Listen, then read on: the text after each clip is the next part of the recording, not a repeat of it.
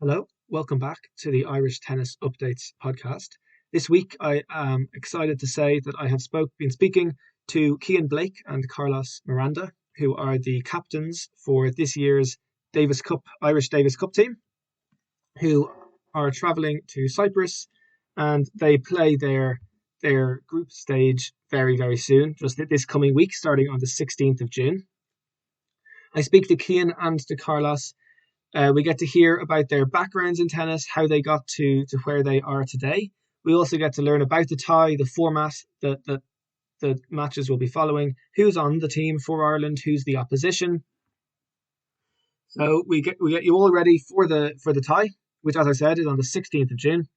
And also you can see how they fare with their Davis Cup trivia towards the end of the episode. So I hope you enjoyed this episode. Get to know a little bit more about Cian, about Carlos, about the Davis Cup team. Very best of luck to the team later this week in Cyprus. Here we go. Here's Cian and Carlos. Cian, Carlos, a big thanks for coming on to talk today. Firstly, congratulations as being announced as the new Davis Cup co-captains for this tie this year. So congrats to you guys, and thanks for coming along. I just wanted to start by getting a little bit of your own background in tennis and how you got into coaching, how you became kind of performance directors in your respective provinces. So maybe firstly to you, Carlos, what's a little bit of your kind of background in playing tennis and then moving into coaching? Well, when I was young, when I was 13, 14, I was one of the good players in Spain. So I was picked to be in the national squad with Costa, Correcha, Berasategui, and these people. So was a lot of invest there because Spain got the Olympics. So was a lot of money put in young groups. So then we formed a group with a coach, and we were traveling, and all the expenses were paid for us. And then when I was 17, got injured, stopped, and then start a degree. But then quickly after that, I start helping in my local tennis club, and then I start playing with with semi-professional players, like we're trying to get in the futures. And then eventually got opportunity to learn English and come here, and then start very quickly working with the Ulster players. And then years ago, we started joining Jim Watt in the Ulster coaching, and then went back to my club. And then the opportunity was there to be the national performance director. So I applied, got the job, and now try to get all the people in Ulster to get the best they can be, try to organize new sessions, new strategy. We are trying to play now more during the week, try to play tournaments on the weekend, because we thought that the people in Ireland, if you compare with Europe, they don't play enough matches at all. So, even against other sports, normally you play during the week, you compete at the weekend, but in tennis, it's nearly more like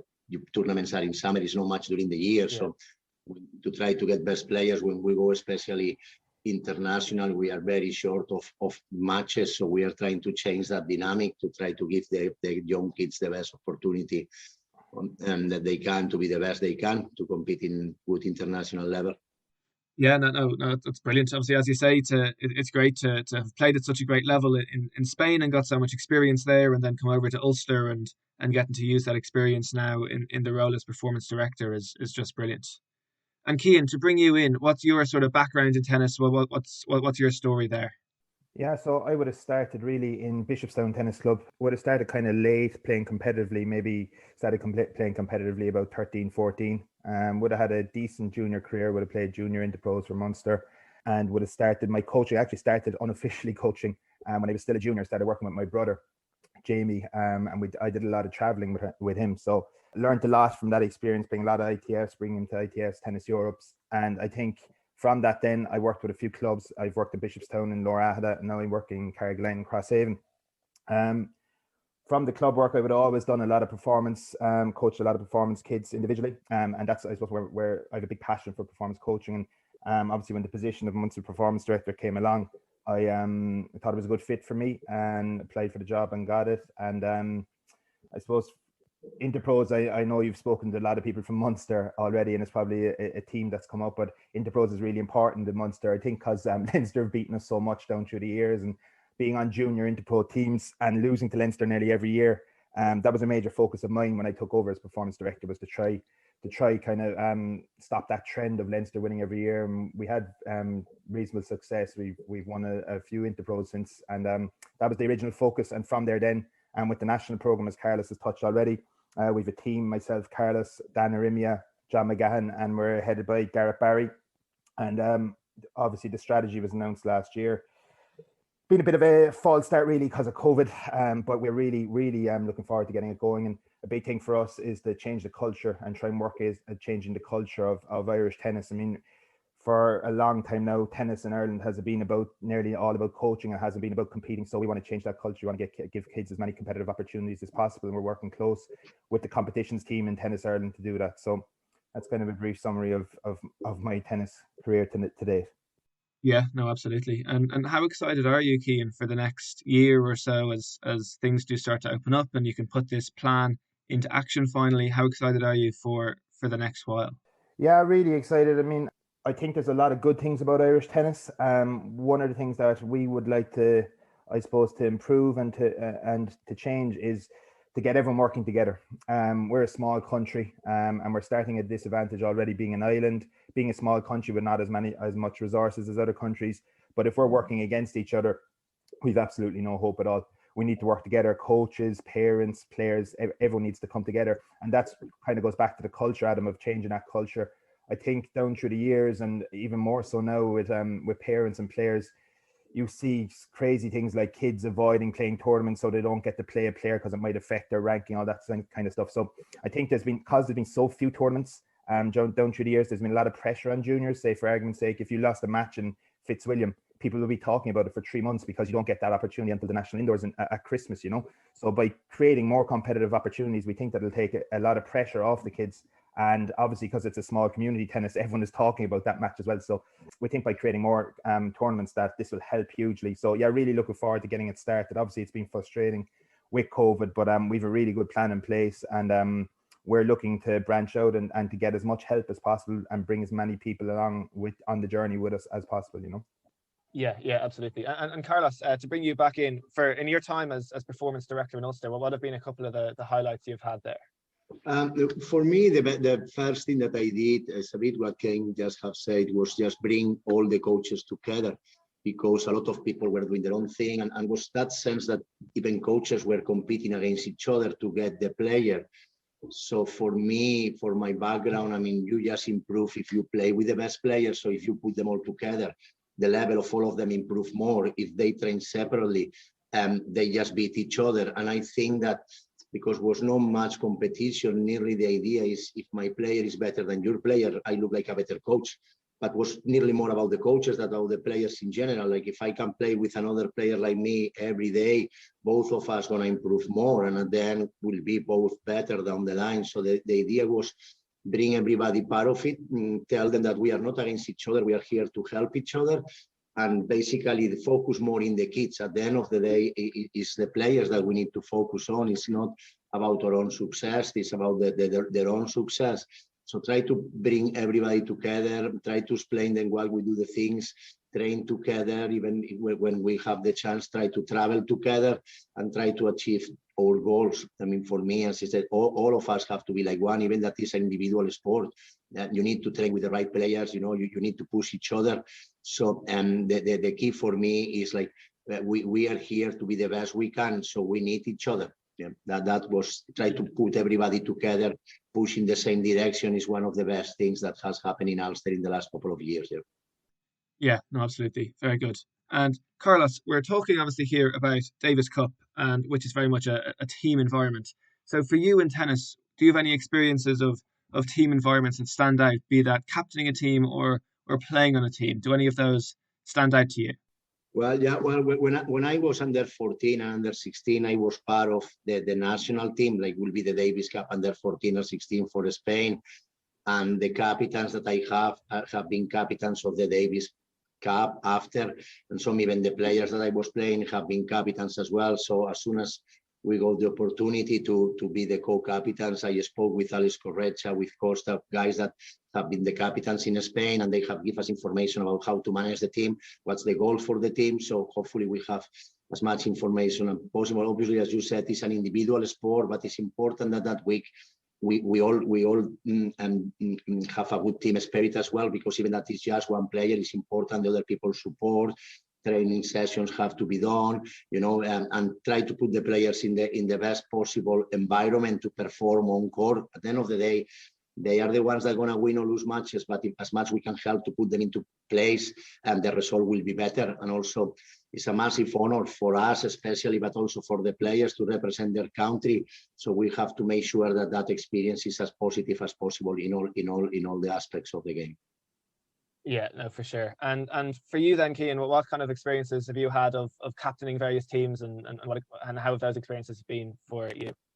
Yeah, I suppose that my first captaincy would have started with Munster, the senior Interpros back in 2015 and in Kilkenny, and I would have went on. We won it that year, and we managed to defend it the year after, and we hadn't done that before. And then we had success with the underage teams. I captained some of the underage teams that won Interpros as well in Munster. And then from a national level, I've captained the under 16 girls at the Winter Cup a few years back, and we won the under 14 Four Nations. I captained the team in Belfast.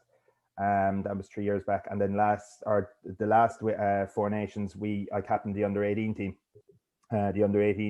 in Wales, and we actually lost that on a sets count back to Wales. So yeah, I suppose up to now, it's something that I love doing. I suppose because I don't come from a tennis background, my family, my dad would have played hurling with Cork, so hurling would have been a very big sport in our house growing up. I suppose I've come from a team background as such, so I try to bring that to the teams that I'm captaining as much as I can. So it's something I really like to do, because it's so seldom we get the opportunity to have a team aspect in tennis, So I really enjoyed, and so far I've done okay so far. So I'm really looking forward to this opportunity, And as Carlos said, it is a huge honor for us to get this opportunity, and we're really looking forward to it.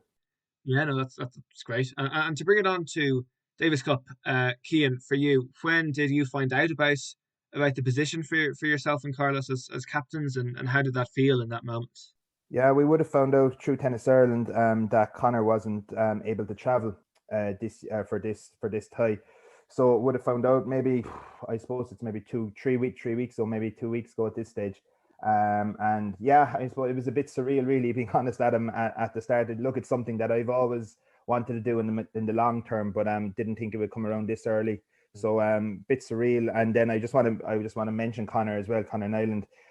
Conor's been unbelievable since we've come into the role. We've been under a lot of conversations with him, and he's been so helpful, and it has always been so helpful outside this as well, so giving with his time to me and anything I ask of him, and I do lean on him quite a bit, and he's just been very helpful. And it's great to have the support of someone like that, who was probably our best tennis player ever, and is a legend of the sport in Ireland. So I really want to thank Conor and thank the Tennis Ireland staff as well, because I mean, Carlos will tell you, logistically for this, it's been so difficult. There's been so much involved in it. So I want to thank Lisa Murphy, who is working constantly all the time, and obviously with the restrictions changing nearly daily, she is constantly working 24/7 on this. So there are two people I definitely want to thank.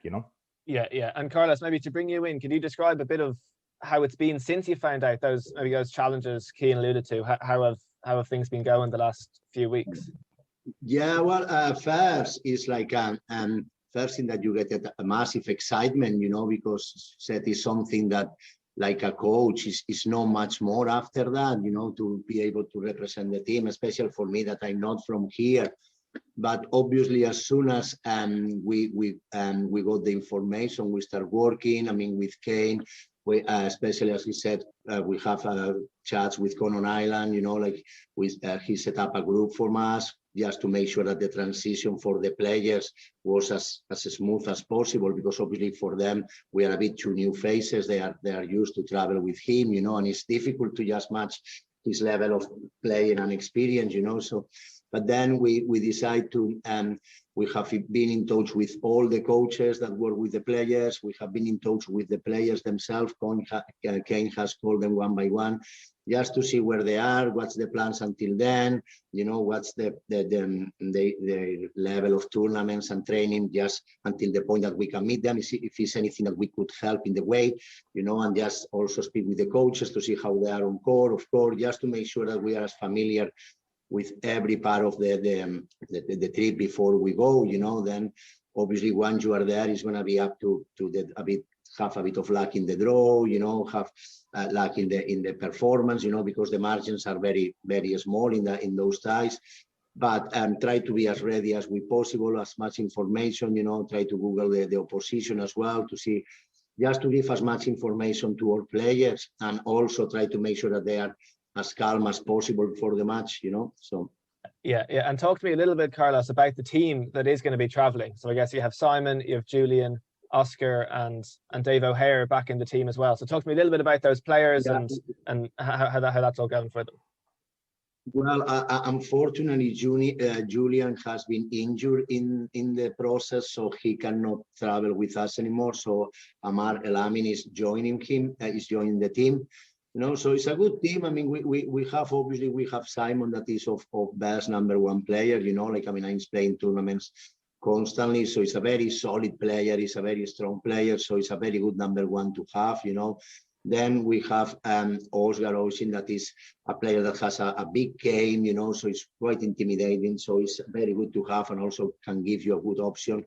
Obviously, we have Dave O'Hare, that has been ranking just over 100 in doubles and also has the experience.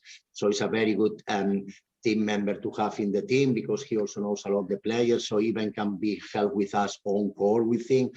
And definitely he loves the team environment. And Amar has been one of our top juniors, has played Summer Slams, now he's trying the transition to senior, very solid, strong player. So I'm sure that's going to be probably his first tie. So we'll be looking forward to that. So yeah, it's a team that you're really looking forward to work with them, and hopefully we can get the best of them on the court. Yeah, okay, no, that's very unfortunate for Julian. Wish him the best in recovery. And as you say, it's really exciting for Amar, so it's great for him, and hopefully he has a great Ireland debut. And Cian, to bring you in for, I guess, just some of the practicalities of the event, would you mind running through a little bit of the structure of the tournament, how matches are going to look, what people can expect when the tennis gets underway? Yeah, so we actually fly out on the 13th of June, and we will get there the evening of the 13th, which is the Sunday. The draw for the event is on the 15th, so that's the day before it starts. The play is due to start on the 16th. So there originally was 8 teams involved. Now Liechtenstein have pulled out, so there's 7 teams involved. So there'll be one group of 4 and one group of 3. So that's all dependent on the draw. That will happen on the 15th. And from that, then the top 2 will automatically go to Group 2 or World Group 2, and the two second teams in the both groups will play off to go to a playoff spot to get the World Group 2. So that is very much the goal. We think that we have a chance of getting promoted. Obviously, a lot of things have to go our way over the week, but we think we have a good team, and we think, having looked at the other teams and the limited kind of information we have in them, we think that we match up fairly well against most teams. So we are looking forward to it. And then we'll play our group matches, and we'll see how we go. But yeah, we're looking forward to it, and we think we have a strong team that can do well. Yes, and I'm interested as well, Cian. So in terms of who's kind of traveling with you, obviously Connor, as we know, is not able to travel. You guys are traveling with the team. Who else is coming in terms of physios? Anybody else in the team, and how different is that to what it might have been pre-COVID? Yeah, so it'll be myself and Carlos travelling. Along with us will be Lisa Murphy from Tennis Ireland, administrator from Tennis Ireland. So she's probably had the hardest job really up to now, if I'm being honest, just the amount of admin and different bits and pieces she's had to get together. So she's going to be a huge help as regards organising testing and all that kind of stuff when we get over there. And then our physio is Antonis Zakaropoulos. So Antonis is a Cypriot guy that we will be meeting over there. So that'll be the travelling team, the support team. So we feel that we have a lot of things covered, and yeah, we're just looking forward to getting started now. Yeah, no, absolutely. And guys, a big thanks once again for coming on to talk today. I really appreciate it. And as I said, a huge congratulations to both of you for being the co-captains. It's a really brilliant achievement. So well done for that. Thanks for talking. And before I let you go, I have a little Davis Cup quiz for you to test your Davis Cup knowledge. So 5 questions, and whoever gets closer to the answer will get the point in each one. Putting us on the spot, Adam. Putting us on the spot. Okay, so first question is, in what year did Ireland first have its own Davis Cup team? And Cian, that's coming to you first. I think I actually know this. 1923. Yeah, that's bang on. Very good. Yeah, Thank God for that. Okay, so that's good. I was studying all last night for this. Last night. Absolutely.